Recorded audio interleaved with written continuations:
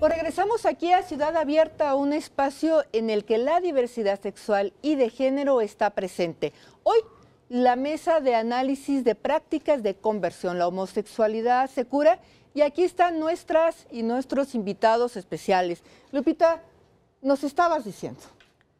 Bueno, que Richard Cohen decía finalmente su experiencia de vida, cómo él disfrutaba y había sido muy feliz siendo gay.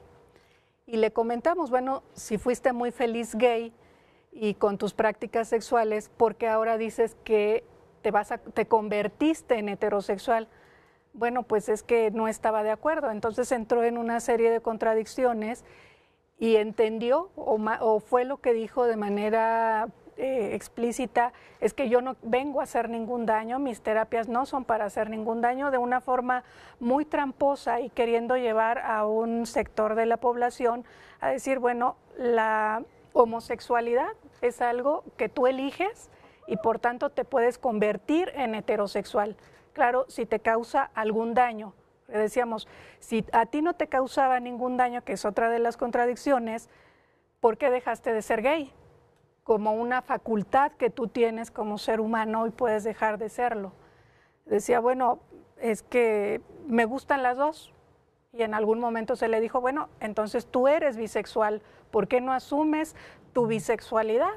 Claro, porque entonces si tú eres una persona bisexual y te dan una terapia, pues a lo mejor optas por algo, porque Iván, tú ahora nos platicarás de todo lo que hacen con las personas jóvenes y con sus familias, pero ciertamente vivir la homosexualidad en este país en general, afortunadamente no tanto así en la Ciudad de México, pues no es cosa fácil, es enfrentarte a un reto todos los días. ¿Cuáles son las experiencias? ¿Qué nos puedes platicar de este grupo? Bueno, pues sí, efectivamente nosotros llevamos trabajando alrededor de ya una década con jóvenes, con sus familiares, y algo muy curioso son grupos de apoyo para chicos, chicas, ¿no? Sobre todo los que llegan a este grupo es por falta de aceptación o rechazo familiar, ¿no? Y la mayoría de los casos que se han presentado, todos ellos tienen registro de algún esfuerzo para modificar su orientación sexual o identidad de género, ¿no?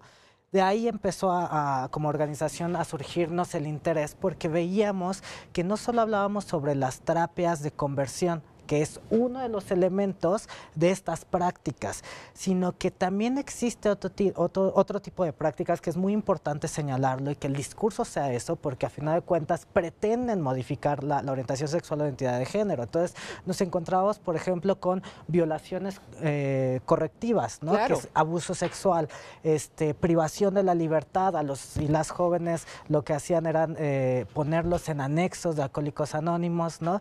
Diciendo que la homosexualidad era una enfermedad como el alcoholismo y la drogadicción, ¿no? También violencia económica por parte de la familia, ¿no? Eso es algo muy importante ponerlo sobre la mesa porque lo que queremos dirigir es que justamente se penen este tipo de situaciones. Hay un caso en específico de una chica en la que, bueno, es lesbiana y su familia, su hermano consensuó un abuso sexual por parte de un familiar de ellos, ¿no? Porque para ellos era muy sencillo, como no has conocido lo que es el sexo con un hombre, entonces pues conócelo y te vamos a cambiar. Y efectivamente le cambiaron la vida, porque ella a partir de eso tuvo un embarazo no deseado y que actualmente tiene que cargar con eso. Lo problemático de este tipo de esfuerzos para corregir la orientación sexual o identidad de género es que no existen casos ni registros ni denuncias respecto a este tipo de prácticas. ¿Por qué? Porque la mayoría de las víctimas que tienen o sufren este tipo de prácticas son menores de edad, ¿no? Lo que menos quieren es tener más problemas con sus familias, entonces jamás van a denunciar quienes son parte y cómplice de este tipo de esfuerzos, que son las familias, ¿no? Entonces, cuando llegan a la asociación, nos cuentan este tipo de testimonios y decimos, bueno, hay algo que tenemos que hacer y lo tenemos que poner sobre la mesa y tenemos que visibilizarlo, ¿no? El hecho de que hablen sobre que la homosexualidad es una enfermedad y tengo una terapia buena onda que no va a dañar a nadie, en realidad el discurso que están dando a la sociedad es que se puede cambiar y Claro. la gente empieza a hacer prácticas que, te digo, violaciones, tortura, privación de la libertad, medicalización de los cuerpos también, ¿no? Entonces, que atentan contra los derechos humanos de cualquier persona y que, cabe mencionar, que están ya penados y regulados por leyes mexicanas, ¿no? O sea, no puedes meter o coartarle la libertad a una persona dada su orientación sexual, ¿no? Muy bien, Algo pues, así es. ahí tenemos como esta mirada de esta experiencia. Ricardo, en el corte de Tramposos, en el corte, tú nos estabas haciendo como una propuesta, pero primero estas terapias dañan, indiscutiblemente. Sí, hay muchos testimonios de personas que se sometieron a este tipo de terapias y que quizá en algún momento pudieron desarrollar algún gusto por una orientación sexual distinta, pero en general regresan a terapia ya en condiciones de depresión, etcétera, y no puede ser de otra manera. Me gustaría, si me permites, compartirte en qué consisten estas terapias. Y no lo digo yo, lo dice la OEA a través de la Comisión Interamericana de Derechos Humanos. Tiene un informe sobre violencia hacia la población LGBTI en América y narra que los tratos a los que se les somete pueden ser considerados tratos inhumanos o degradantes. Entre ellos existe la constante de que no está supervisado por ningún profesional de la salud. Estos tratos siguen siendo más frecuentes hacia mujeres y que los familiares son con frecuencia quienes engañan a los chicos y las chicas para llevarlos a estos establecimientos. La terapia, aquí se puede ver que no puede ser considerada terapia.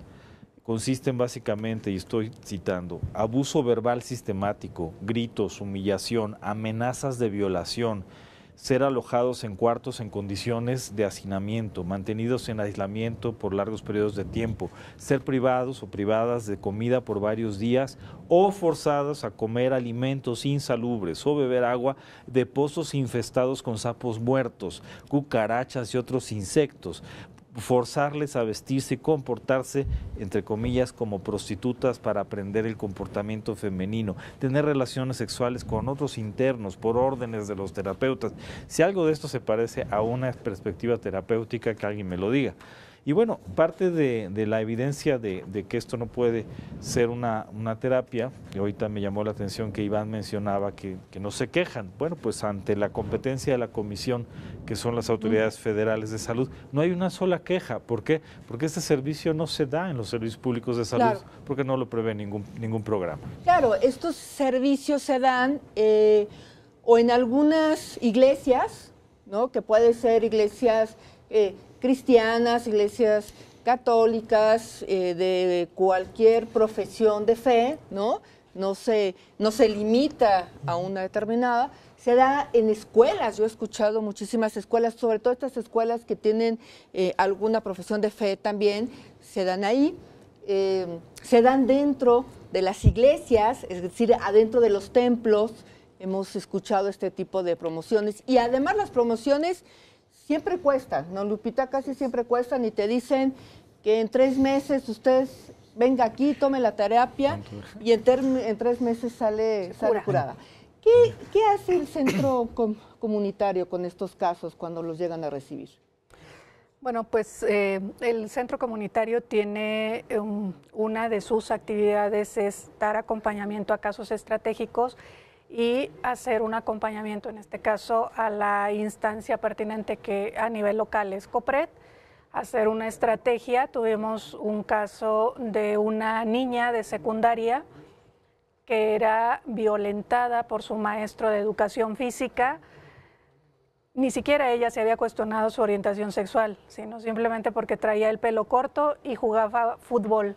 Entonces, el maestro constantemente le pegaba con el balón, la hacía que se formara en la fila de hombres y le decía, tú no eres mujer, tú no eres niña.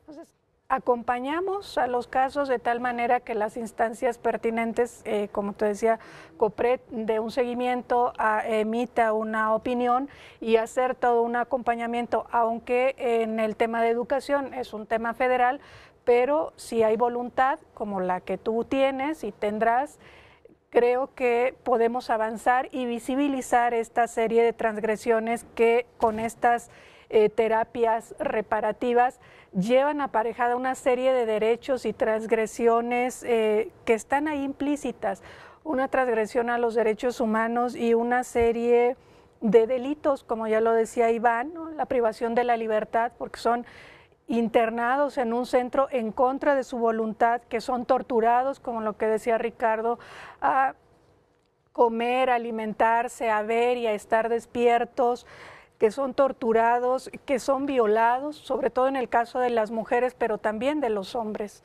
Hay un menosprecio en el caso de la violación a hombres, porque eso no se ve y no se habla, pero existe. Claro, claro, también es una realidad que está ahí. Antes de irnos al corte, a mí me gustaría que ustedes nos siguieran enviando las preguntas a través de nuestras redes sociales. Ya en nuestras redes sociales ya lanzamos la pregunta de qué opina usted sobre este tipo de terapias de conversión, si la homosexualidad se cura o no se cura. Participe, para nosotros es muy importante conocer sus opiniones y poder pues darle la respuesta en lo que cabe. Hoy por hoy me parece podríamos cerrar esta parte así, es que las terapias de conversión no funcionan, son una mentira. Así que al regresar, ¿qué propuestas tenemos? Por lo pronto, vamos a un corte.